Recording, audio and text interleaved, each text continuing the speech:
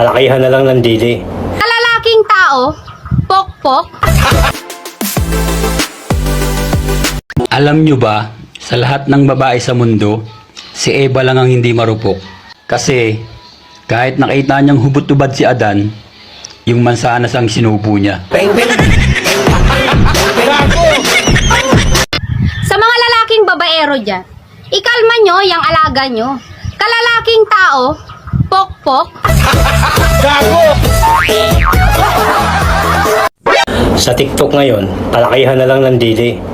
Pag maliit ang dili mo, mag-Facebook ka na lang. Di na ko kagwanta nimo. Mulayas na gyud ko. Sige! Layas! Kay mulayas ka, maglaslas ko! Hoy kurokong ho. Di ka man gani kapatuli. Last na ba? Makasingot samot nag iduot. Pampatalino daw ang hotdog. Kaya pala, ang mga babae, laging tama.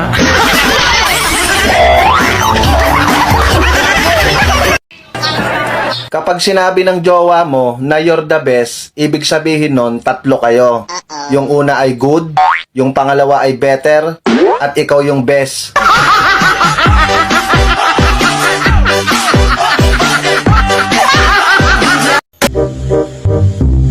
Love, yung ex mo wag mong replyan sa mga comments niya.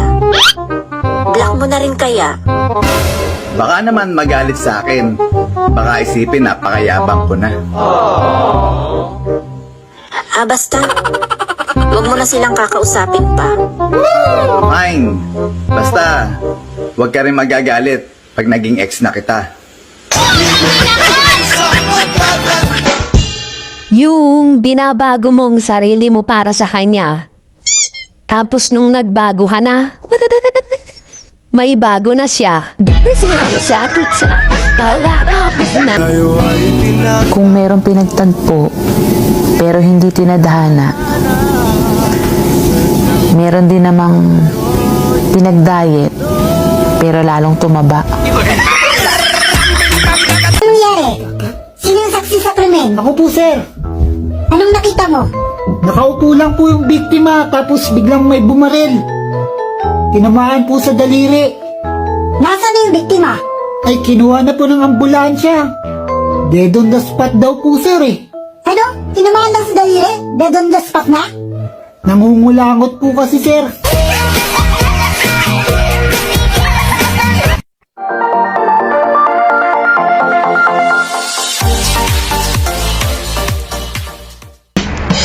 Lalala mo pa ba yung mga panahon na mahal na mahal kita? Ay! Nakakadiri ka.